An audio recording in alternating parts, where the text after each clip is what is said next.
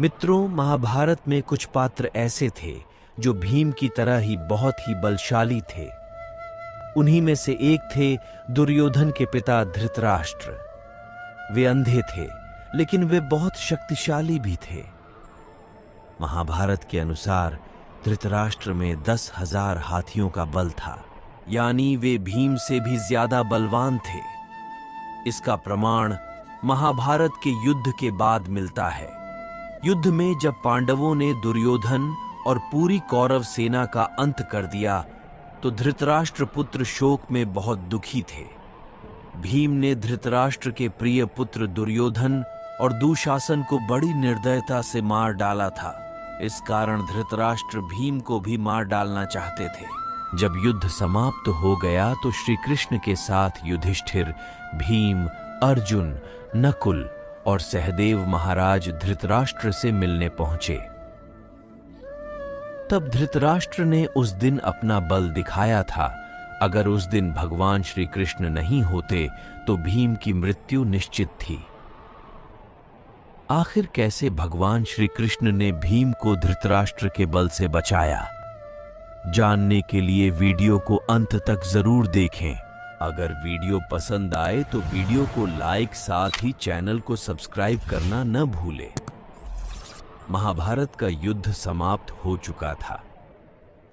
इस युद्ध में भीम ने धृतराष्ट्र के 100 पुत्रों में से 97 पुत्रों को अकेले ही बड़ी ही निर्दयता से मारा था, जिस वजह से धृतराष्ट्र के मन में भीम के प्रति बहुत नफरत थी। युद्ध समाप्ति के बाद एक दिन पांडव और कृष्ण धृतराष्ट्र से मिलने उनके महल में पहुंचे। युधिष्ठिर ने धृतराष्ट्र को प्रणाम किया और सभी पांडवों ने अपने अपने नाम लिए और प्रणाम किया। श्री कृष्ण महाराज के मन की बात पहले से ही समझ गए थे कि वे भीम को मार डालना चाहते हैं। धृतराष्ट्र ने भीम को गले लगाने की इच्छा जताई।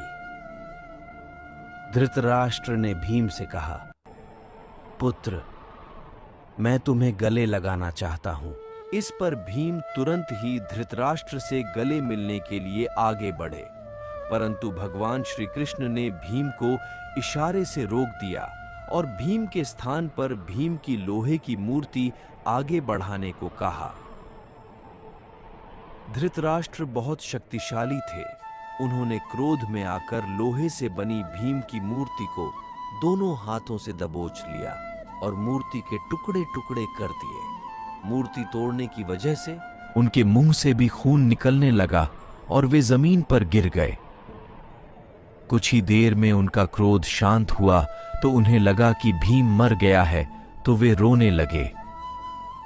तब श्री कृष्ण ने महाराज से कहा कि भीम जीवित है।